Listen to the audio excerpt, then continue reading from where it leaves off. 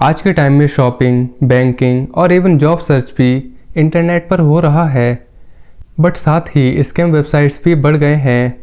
So today in this video I am going to tell you about how to spot a fake website in just a few seconds before you become the next victim.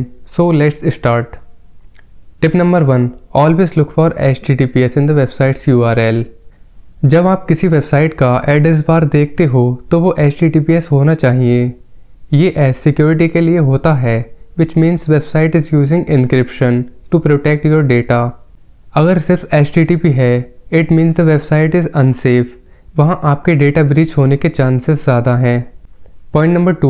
Carefully analyze the domain name. Scammers often use famous brand names with tiny changes, like facebook.com, where O is extra. These fake domains are designed to confuse you and steal your login or payment info. Always double check the spelling and try to type the website name by yourself instead of clicking random links from WhatsApp or unknown emails. Tip number 3.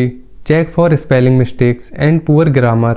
Professional websites invest in quality, while the scam websites are full of grammar errors, spelling mistakes and awkward sentences.